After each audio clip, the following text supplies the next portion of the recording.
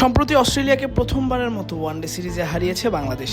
সেখানে বড় অবদান ছিল বাংলাদেশের পেসারদের। সিরিজ জয়ে বড় অবদান রাখার পুরস্কার পেয়েছেন 3 টাইগার পেসার। সবশেষ প্রকাশিত আইসিসি ওয়ানডে র্যাঙ্কিংয়ে বড় উন্নতি হয়েছে পেসার শরীফুল, তাসকিন এবং মুস্তাফিজের। 3 ম্যাচের ওয়ানডে সিরিজে অস্ট্রেলিয়াকে 2-1 ব্যবধানে হারিয়ে দারুণ সাফল্য পায় বাংলাদেশ।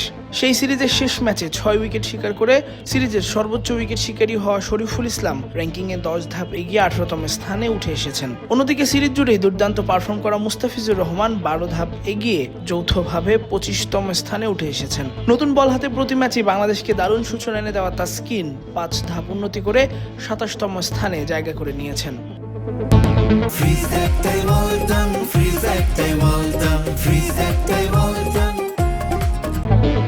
ব্যাটারদের র্যাঙ্কিংয়েও উন্নতি হয়েছে বাংলাদেশের। সিরিজে 154 রান করা এবং সর্বোচ্চ 83 রানের ইনিংস খেলা তাওহিদ হৃদয় 7 ধাপ এগিয়ে 20তম স্থানে উঠে এসেছেন। মিডল অর্ডারে তার ধারাবাহিক পারফরমেন্স বাংলাদেশকে সিরিজ জয়ে গুরুত্বপূর্ণ ভূমিকা রেখেছে। র্যাঙ্কিংয়ে উন্নতি হয়েছে নাজমুল হোসেন শান্তরও। এদিকে ভারতের বিপক্ষে সিরিজের প্রথম ওয়ানডেতে দুর্দান্ত সেঞ্চুরি করা আফগানিস্তানের ওপেনার রহমানুল্লাহ গুরবাজও র্যাঙ্কিংয়ে 6 ধাপ এগিয়ে 13তম স্থানে উঠে এসেছেন। অন্যদিকে ওয়েস্ট ইন্ডিজ ও শ্রীলঙ্কার মধ্যকার টি-20 সিরিজ শেষে টি-20 র্যাঙ্কিংয়েও বেশ কিছু পরিবর্তন এসেছে। 2-1 ব্যবধানে সিরিজ জেতায় ওয়েস্ট ইন্ডিজের হয়ে সবচেয়ে বড় অগ্রগতি হয়েছে পেসার শামার জোসেফের। সিরিজে 11 উইকেট শিকার করে সেরা খেলোয়াড় নির্বাচিত হওয়া এই পেসার র্যাঙ্কিংয়ে 42 ধাপে গিয়ে 27তম স্থানে উঠে এসেছেন। তার সতীর্থ জেসন হোল্ডারও 2 ম্যাচে 4 উইকেট নিয়ে 11 ধাপে গিয়ে 28তম স্থানে জায়গা করে নিয়েছেন।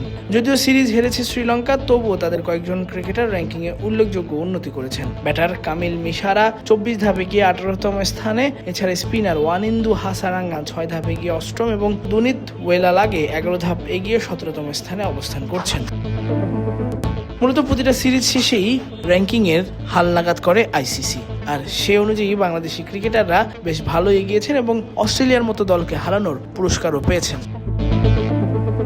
তাসফিক পলক, কুইক ফ্রেঞ্জি।